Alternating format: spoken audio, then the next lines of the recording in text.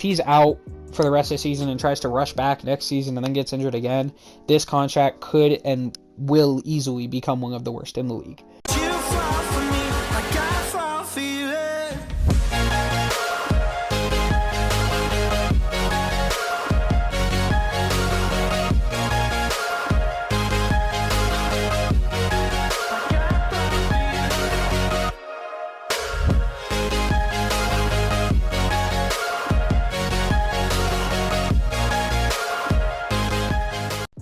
Alright, everybody, welcome back to another episode of NBA Now. It's your boy Dom, and we're gonna get right into things here today. So, today, we are talking about the Denver Nuggets, and I can't even say more specifically because we're talking about a lot of stuff with this team. Injuries have really hurt this team this year, and I guess if we were talking about something specific in today's video, that's what it's gonna be. But as a Nuggets fan, it's concerning. It's pretty concerning how this year has started off, and there's definitely, I think, some things that need to be ironed out and that are kind of scary for the future of this organization. I guess if we start off with the obvious, though, Michael Porter Jr., thumbnail of this video, big thing that's going on. He's going into back surgery, and this is something that steered a lot of teams away from drafting him when he was coming in to be drafted. It's kind of funny because, this last season, or this last offseason, he, kind of came out and talked about that on like a podcast or something like that. And he was, he kind of talked about like how the Clippers doctors ruled that he'd never be able to play basketball or something like that. And obviously he was coming off his best season and whatnot. And so as Nuggets fans, we all thought it was super cool that he kind of came out and was like, yeah, they suck and everything like that. Because we don't like the Morris brothers around here. Morris brothers play for the Clippers, and that's just how it goes. Or at least one of them does, right? Anyways, but yeah, so coming into the league, that was a big reason why he didn't go number one in the draft, because coming out of high school, he was looked at as far and away the best player in the class. Even headed into the draft, there was thought that even with the 2 back surgeries he's had in college that had really limited his time and play there, it was thought that he would still be a high pick, and he ended up falling a little bit farther than I think most people thought, but not to a point where it was like, oh my god, what? I think everybody thought that somehow the Clippers with the back-to-back picks would have picked him up, and they didn't, and he ended up kind of dropping right into our lap, which as Nuggets fans, I'm still grateful for. But he ended up sitting out his first season, and, the team made sure he was healthy. He didn't have any back injuries until recently. And I think the thing that really gets me is I was watching the Houston Rockets game where I think it really kind of came up for his back. It was kind of a couple games or a game before he ended up sitting out. And now his surgery was just announced a couple days ago. But for a while it was just like, he's got some soreness. He'll be out for a while. Hopefully it's not too long type thing. We expected it to probably be a couple months just because you want to be super delicate with that. But now he's going to have to get surgery. But when I was watching that Rockets game, and I don't remember if it was a layup or a block that he went up for, he just went up for that layup or that block, and I just knew immediately, he's injured. He's injured on some account.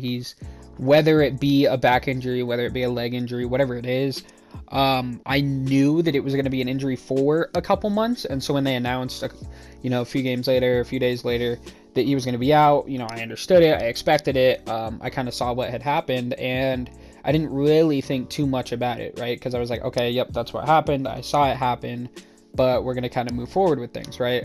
He'll be out for a little while, hopefully we can kind of stay afloat, and then the injuries just piled on with this team. So obviously I hope Michael Porter Jr. comes back healthy, and we're going to talk about him a little bit more here in a minute. But with the injuries just piling on, we already had Jamal Murray out until probably April with his ACL, if not the entire season, because that's now in modern times it's gotten a lot better, but it was considered, only 3-4 years ago, a career-ending injury. Now we've seen a lot of guys come back from it. The main guy being Kevin Durant as kind of that, this guy really came back from it and might look better than ever right now for the Brooklyn Nets, right? So I think it's a little less scary now than it used to be, but it's still a very serious injury that you have to take and give it its full time to. So we already had him out, and we were hoping Porter could kind of step up. this season. Porter wasn't playing that great and then ended up getting injured, which really sucks. Then PJ Dozier, I was watching that game and I saw him come down. I thought he broke like one of the bones in his leg, to be honest, just the way it like buckled. I was like, damn. Now kind of thinking about it, going back on it, it makes sense that he ended up tearing his ACL, but wasn't able to walk off the court or anything like that. Super, super bad. And that's one of the things with sports injuries that you can kind of tell how severe it is. If the guy is able to put some pressure on it, typically it's not going to be as bad. Now, funny story with that, when I broke my leg personally, I actually walked on my broken leg, which I don't advise. But typically when you see a guy put weight on it or whatever, it doesn't mean that it's as bad or whatever, or it's probably not going to be a career-ending injury or something like that.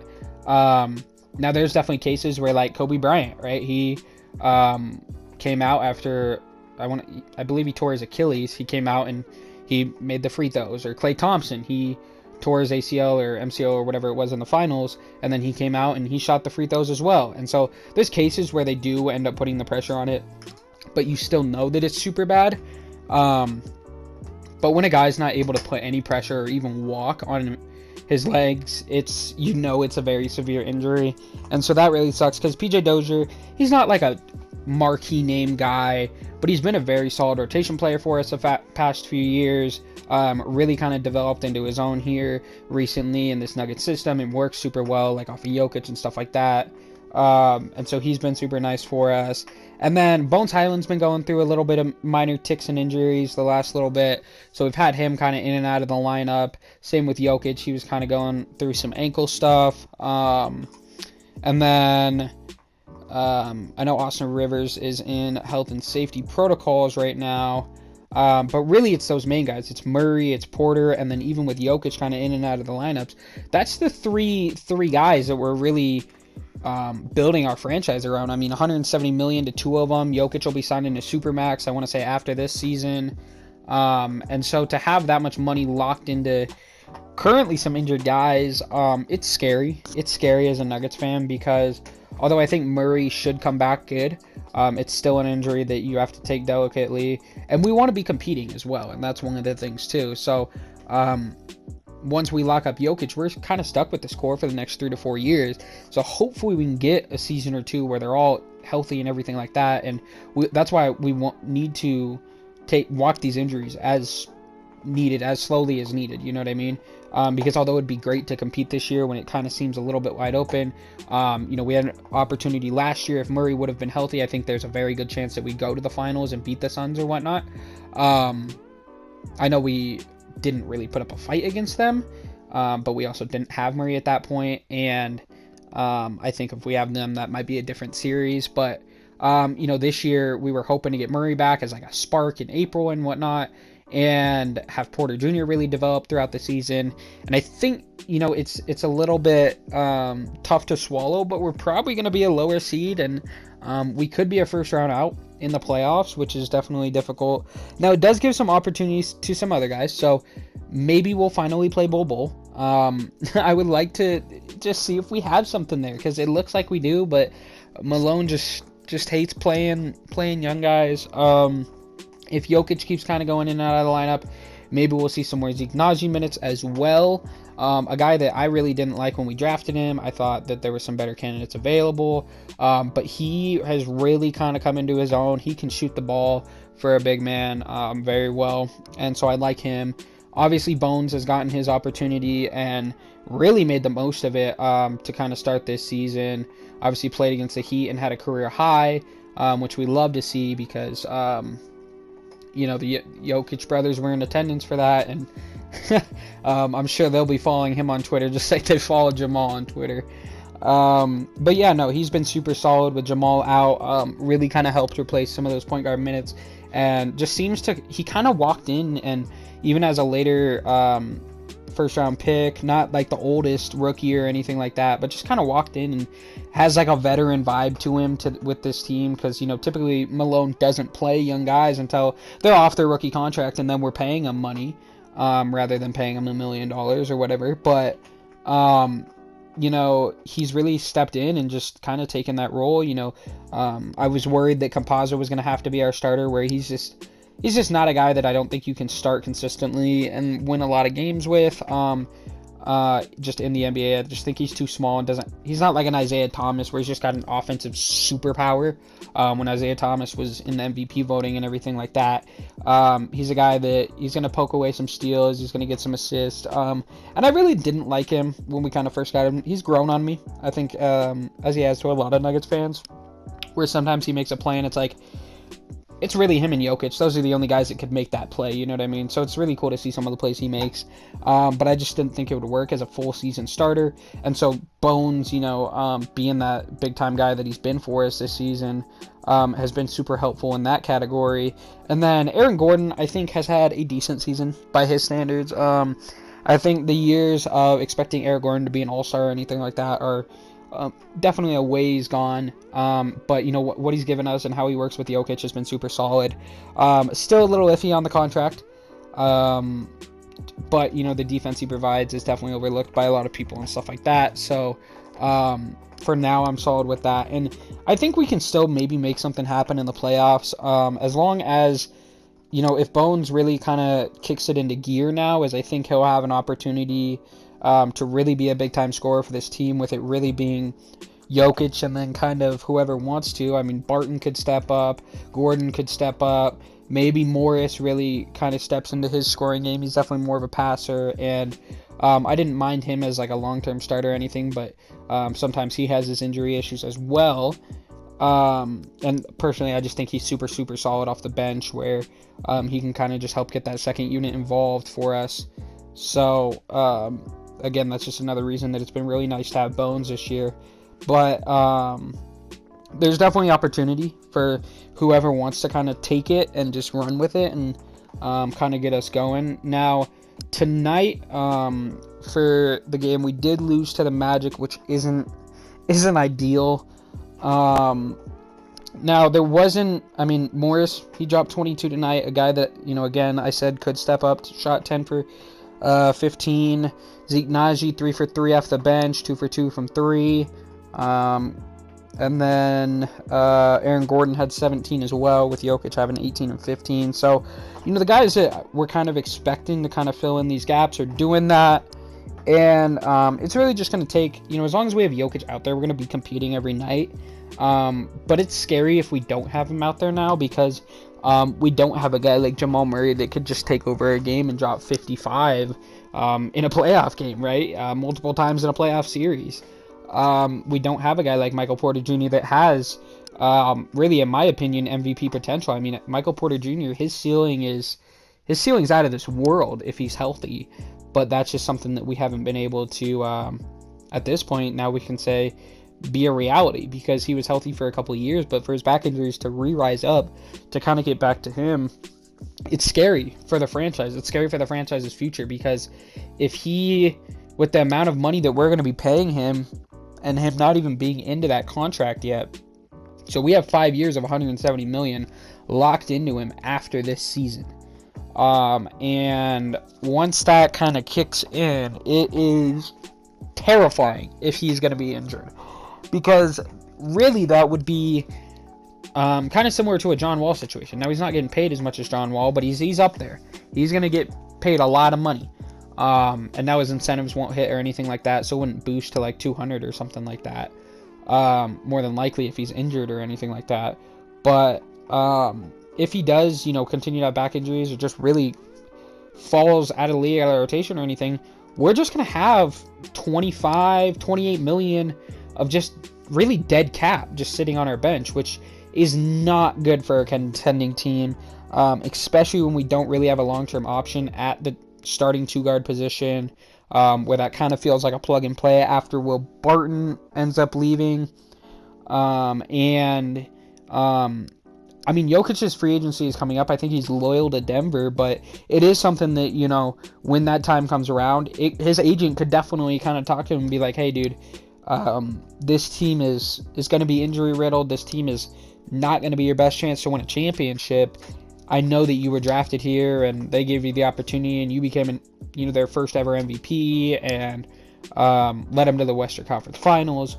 But if we have super bad injury issues, especially with Michael Porter Jr., it could kind of be a situation where it's like, dude, they can't improve this roster around you. So if you want to compete for a title, you might have to go somewhere else. And that's scary. That's scary to potentially lose one of your best franchise players ever due to a contract that I think Michael Porter Jr. at the time deserved. Now, I think it was a little controversial between some fans and stuff like that. But for the most part, I didn't mind the contract. I thought, especially this year, he was going to kind of come out and do more than he did to start the season, especially the way that he ended last season. But, I mean, guys kind of keyed in on him a little bit more. He was struggling to make shots and stuff like that.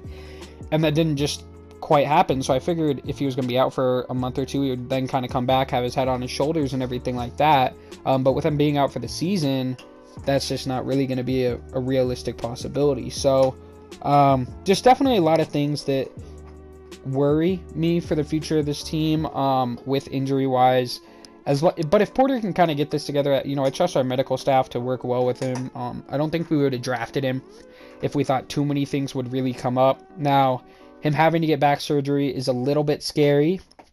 The back is another kind of one of those things where there's so many things in the back, so many nerves, so many bones, that just, you don't really know how bad it really could be. I think even no matter how many tests you do and everything like that, because even if the doctors give you the clear, I mean, it could be a Kawhi situation where like his quad, right? He hurt his quad in San Antonio, and just even though the doctors gave him the clear, he for himself, for his body, never felt like he was at a point where he was clear.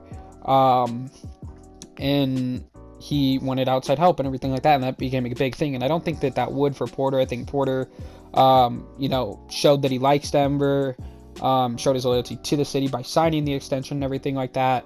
But it could become a situation where he might not feel entirely ready, or he might say he's entirely ready and not feel entirely ready. So it's just scary to think about. I think for him, if he's out for a year and a half, but he can come back and play the rest of his contract super well, I'm okay with that.